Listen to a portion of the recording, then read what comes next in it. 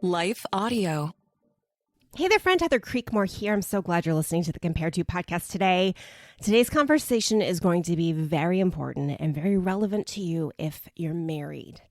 But even if you're not, maybe someday you hope to be married, maybe you were married, maybe this will just help explain what happened in your marriage.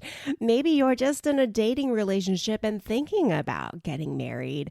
Let me tell you, friend, where we're going today, I think is going to be pivotal, let's say key to your relational health. And that's what we're doing all month, really. We're talking about marriage this month. But seriously, friend, like any kind of relationship you're in, this is going to help. We're going all different directions. We're going to talk about what to do if he struggles with lust and pornography. We're going to talk about what to do if he's told you he's not happy with your body. We're going to talk about what's underneath some of the issues that we frequently come across in our marriages. We're going to go lots of different directions over the course of February, so I'm glad you're here for it. But today, we're talking about how to help your man understand your body image issues. Because let me just be straight with you, he doesn't. I mean, some of y'all are married to men or in relationships with men who maybe have had body image issues of their own. And so there's probably some level of understanding there, but I still think it's a little different for women. So if you are with a guy who just doesn't seem to get it, today is for you. And so here's my encouragement. Maybe you want to share this episode with him, right? Just forward it like, hey, maybe this will help you understand me.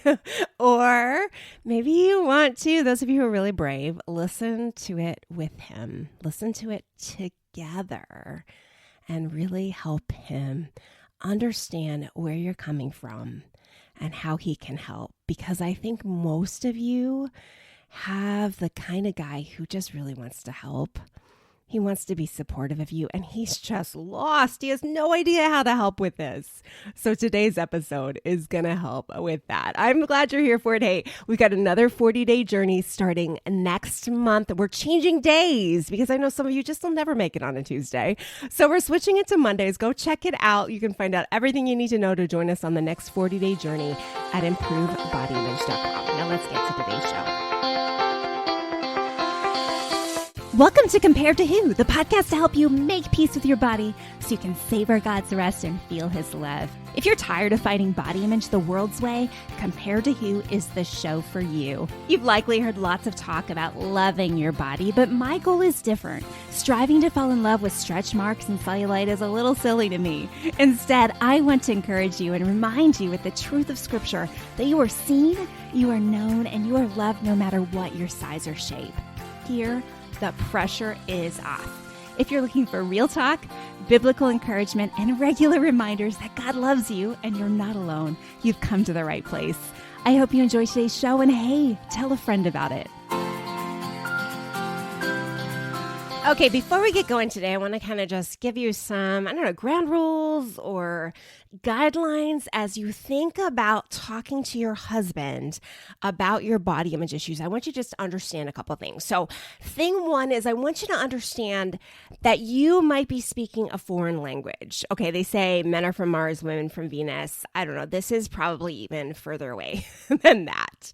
Because the truth is when you got married or when you started dating, you were probably already speaking a different language and he probably didn't understand that. Maybe you were talking about calories or macros, or you were speaking your language of intermittent fasting and eating windows, and you were probably talking about all of these things years ago when you met, and there is a solid chance that he hadn't really heard of many of them. Now, okay, things are changing rapidly, and there are probably more men on YouTube trying to sell you diet plans than there are women at this point, right? So this is increasingly becoming an issue for men.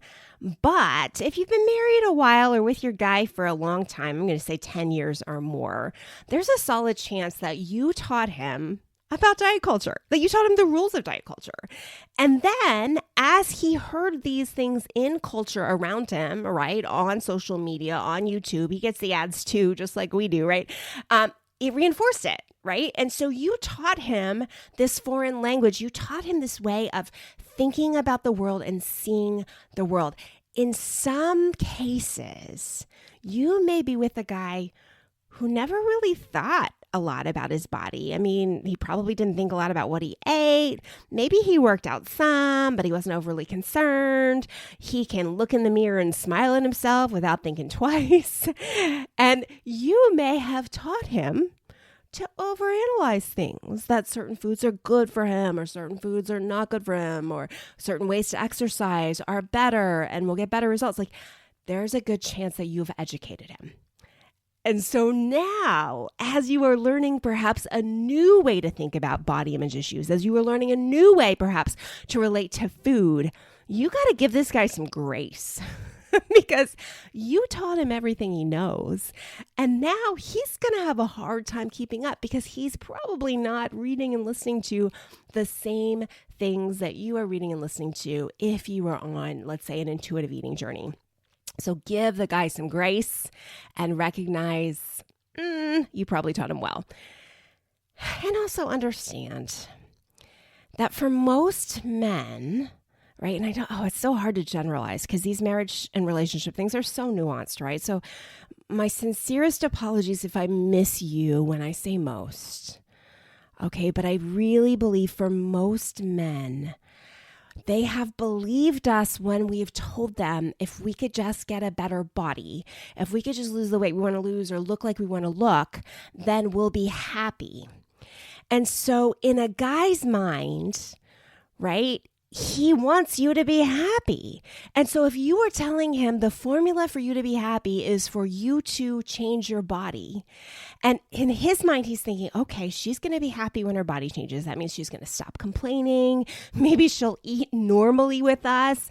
Maybe she'll even want to have sex. Maybe she'll let me see her naked. Like, these are the check marks in his mind. And you've given him this formula. If I could just have a better body, then all these things. And so he's like, yeah, I'm on board, babe. Like, let me help you have a better body. So this will be the outcome.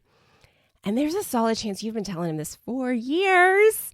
And now he's believed you. And so maybe now you have a guy who's your accountability partner. Maybe he's the food police. And maybe he's doing that because of what we just talked about. In his mind, you shared a formula with him. And the formula was, if I have a better body, then all these things. And so he's like, okay, babe, I'm on board. I'm going to help. And here's where it gets so messy, right? Some of us have literally explicitly asked our husbands to help. But then when they say, are you sure you need that bowl of ice cream? We overanalyze it. And we think, oh, he's saying that because he doesn't like my body. Oh, he's saying that because he's not happy with the way I look. Oh, he's saying that because he's really upset about the way my body looks.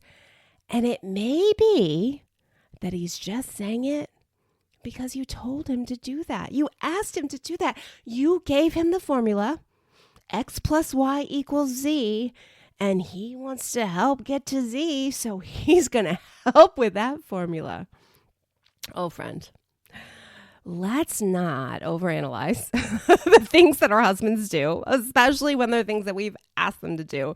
And I think at least the conversations, and I've had this conversation with my husband many, many times, right? He's always like, I don't think about things and scheme and manipulate and contrive. And it's not that deep when I say something. And that's hard for me to believe because in my mind, I'm like, oh goodness, if I say something, I've riddled around it for at least 15, 20 minutes or much longer, maybe a day. And then I've said it, carefully calculated in saying it, and it means something. But for him, it just comes out. Now, don't get me wrong, right? Sometimes there is manipulation and contrived statements and hurt and pain that come directly from our men. I get it. But here's a scripture that I rely on in this kind of situation. Maybe the scripture was even read at your wedding. It's 1 Corinthians 13, okay, the famous love passage, right? But in verse 7, there's several different translations of this, but I like the way the Amplified reads, because in verse 7 it says, love bears up under anything and everything that comes. And get this part, is ever ready to believe the best of every person, Its hopes are faithless under all circumstances, and it endures everything without weakening. It is ever ready to believe the best of every person. So what about when your guy makes a comment about you getting dessert? Are you having seconds, or your jeans fitting a little tighter than they did last month? What about when your guy makes a comment like that? What would it be like to go to 1 Corinthians 13:7 and say, I'm going to believe the best? I'm going to believe that he's not saying that because he's unhappy with me or doesn't love me or, is angry with me for my body changing or aging.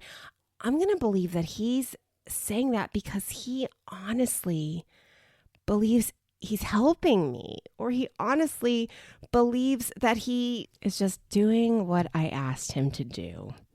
He's helping me be accountable. Yikes!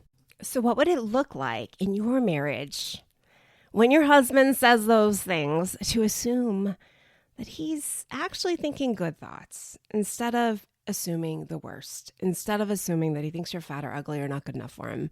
My experience has been that most women are thinking these thoughts, these negative thoughts about themselves and these negative thoughts about their husband's opinions of them. And they're thinking thoughts that their husbands have never had. And the challenge is that most of these thoughts that are stuck in our heads, not in our husband's heads, but stuck in our heads, they come from our family of origin. Maybe they come from statements that other men we've dated have said, or even worse, maybe men we didn't date, but things that were just said to us that were just straight mean. And we believe if one person said it, then probably everyone believes it. And it sticks with us until we deal with them, right? And it may be that your husband's getting punished and blamed for these things that you're thinking, that he's thinking about you, and he's never said them and never even thought them. This is about something that happened with your dad or an uncle or that guy you dated in the 9th grade. Of course, friend, I hear you. This can be a two-way street. Your guy's got baggage he's bringing in too. And that's why later this month, we're going to talk about story work and attachment theory and some related concepts that are kind of under the surface of a lot of our marriage issues. But for right now, here is my ground rule. Unless he said it directly, don't assume it. And even if he said it directly, and oh, friend, hear me, like that hurts so much. I get it, but here's what I recommend. I recommend you be honest with yourself. You face those words again, and if you can, have a calm, not angry conversation and tell your husband just how much they hurt you. Now, he can't take it back. He can't. Like, he can't even say, I take it back. I didn't mean it. I was wrong. Like, it totally just came out. I didn't mean it. It doesn't matter because the words are out there. Right? But it can help you to process if you tell him that it hurt. And don't be mean, okay? Don't hurt him because he hurt you. That's not the way to do it. But then you got to choose to forgive him. And forgiveness, that's not really optional, of course, biblically. Now, hear me. There is such a thing as emotional abuse and verbal abuse. And so I'm not saying if you get constantly berated, you just forgive and move on. No. If you're in that situation, I want you to seek help, seek wise counsel from someone who knows you both. If you can go to marriage counseling, that would be ideal. I'm talking about here just like those one or two flippant statements about your body or the way you eat that you can't shake. And let me be straight with you. It might be something he said 10 years ago. It might be something he said 20 years ago. I remember when I was pregnant with our first, who is 18 now. So this is almost 19 years ago. I remember that my breasts got bigger. And I remember my husband making some very flippant comment about now I could work at Hooters. And he was kind of joking. It was just stupid. It was just a stupid thing to say. But for someone who had been kind of small-chested for most of my life and kind of felt maybe a little bit like, oh, maybe I wasn't good enough in that area, him saying that, to me, I heard, oh, you've always had too small of breasts for me. I've never liked the size of your breasts. Oh, finally, you're doing better. Finally, you've got breasts that are a more acceptable size. Finally, I can like this part of your body more. Was he actually saying any of that? No, but that's what I heard. And I had to forgive him and ask God to help me erase that, because I know how it works for y'all. Those statements, they just go through your head, ping pong, bounce around. You can hang on to them for way too long. And it took me a little effort right now, friend, to share with you that story because God has truly erased it. I don't think about that anymore. I had to dig deep to find that one and to kind of go back to that place and hear him say that again. So God can do the work. He can help you erase them. Okay, we're going to take a quick break and then we're going to get back to my, I think it's like 6 tips to help him understand your body image issues. Okay, here we go. Let's dig into these tips. The first one is he needs to know, guys, if you're listening, if you could just shake this off, you totally would. It is deeper than that, okay? If he tells you shake it off, don't worry about it. You look great. I don't know what you're so stressed about. I love your body. You look great. You know, like guys think that they can just say things like that and that we'll get over it. And that's kind of like telling someone who's depressed to cheer up or telling an insomniac, you should get some more rest, right? No, it's so much deeper than that. And so although we do need our guys to affirm us, and I'm going to get to that in a minute, we do need to hear those affirming, loving things. Know that because we are stuck in these issues, our problems are so deep that we're not really hearing you. It's just kind of bouncing off. And what happens is because we're not really hearing you, you stop saying those things because it doesn't work anyway. It doesn't seem to make a difference. I think these are all things my husband would have said. And so don't stop saying those things, but just know it's not your fault that it's not helping. It's not your fault at all. It's deeper than that. And that takes me to point 2. He needs to know this isn't about your body. It's not about your body at all. And you may still, depending on how long you've been on this journey, you may still believe this is about your body. You may still firmly believe that if you could just lose the weight, you would not have body image issues anymore. And I would love to direct you to dozens of other episodes I've done on this topic, but body image issues are not about your body. In fact, my new 40-day body image workbook, I make this statement that body image issues are actually more issues of theology than they are issues of I say physiology, I think is the opposite. They're not about your physical body. They're about what you believe about your body, about your worth. And these are deeply ingrained beliefs. These are neuro pathways that are carved so deep in your brain that have been there for 10, 20, 30, 40, 50, 60, 70 years where you've believed these things. And he cannot snap them away with a, you look good, babe. I think you still look good. Oh, yeah, I think you're beautiful. You're beautiful to me. Isn't that all that matters? No. But he also needs to know that he can't help you fix your body, quote unquote, fix your body in a way that will make you happy. That formula we talked about in the warm up, right? It just doesn't work because you can get the body and here's what happens. You get the body and it's really the body image idol talking to you. And we'll talk about that a little bit more later. But let's say you lose the weight. Well, then you got extra skin, right? Or you lose the weight and maybe like me, your breasts deflate, right? Or you lose the weight and you realize like, oh, I need more muscle tone. There's always something else. It's like this carrot dangling on a stick. And you think, if I could just lose the weight, then I'll be free. Like then he's going to love me more. I'm going to love my body. I'm going to be able to feel comfortable. I'm going to want to jump in bed. I'm going to want him to look at me naked all the time because I'm just going to love the way I look. And you lose the weight and it wasn't enough. Okay, well, now I need the surgery. Okay, well, now I need to do something with my hair or I need to do something with my skin, right? It's always something else. So he needs to know that even though you may firmly believe there's a finish line, body image issues don't have a finish line. I work with women all the time, every week, who have lost the weight that they thought they needed to lose in order to be happy with their bodies. And sometimes they will say that they felt really great for like 2 months. I've never heard anyone say longer than 2 months because really after about 2 months, your body starts to change a little bit. So it's really hard to maintain after that 2-month period unless you develop an eating disorder. A lot of women do. I think it's like 1 out of every 5 goes from dieting to an eating disorder, right? And it's a long, windy journey and you don't really know that you've signed up for that journey. It just kind of accidentally happens because some of us are really good at restricting food and we kind of get a high from restricting food.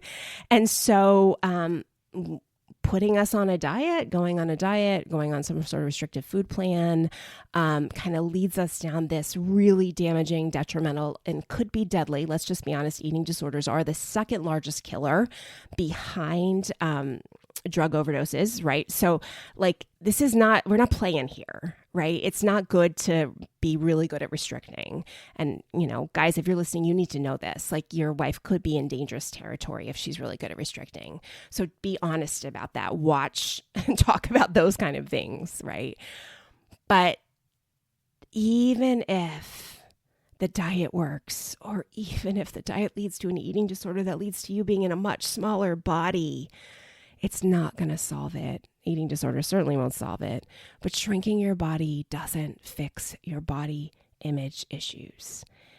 And hey guys, you need to know that Taylor Swift has had tons of plastic surgery and has body image issues. She shared about in her documentary on Netflix. I can't think of what it's called, but she's shared about in a couple different venues.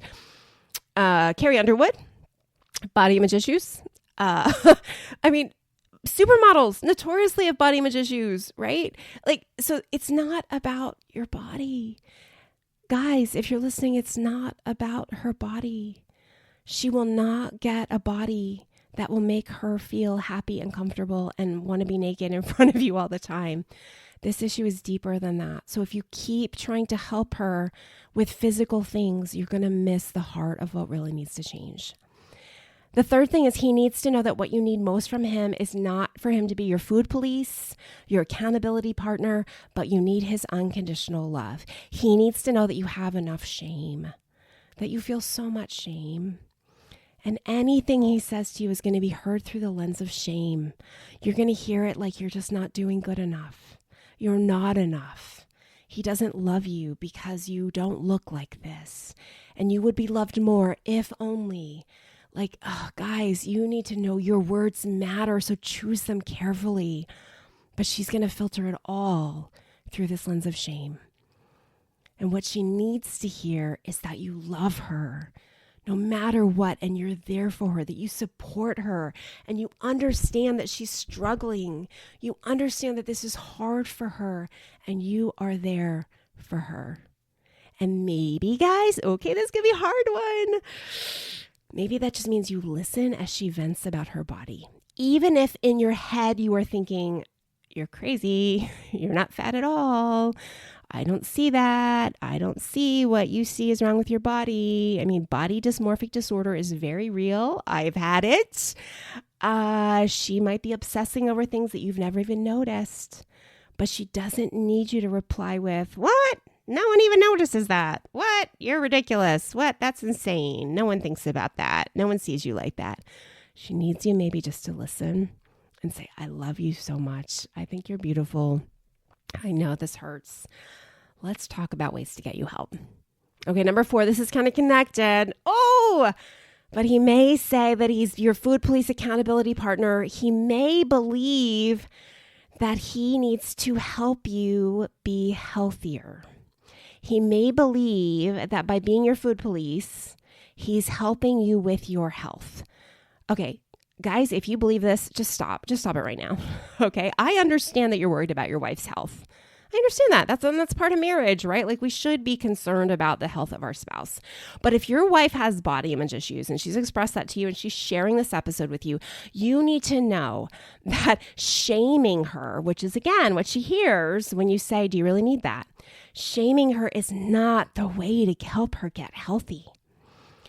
Shaming her is the way to help her maybe turn inward and be even less healthy, as she says to herself inside her head, screw it, I might as well eat all the Oreos anyway. It's never going to be enough for him. Friend, if you want to help your wife, do not be a nag. Do not. It is not going to help her. The best way is to love her and encourage her to get help. That's not you. Because friend, you probably just, I know you're trying. I know you're trying hard. But this is so nuanced. You are not going to be an effective accountability partner for her.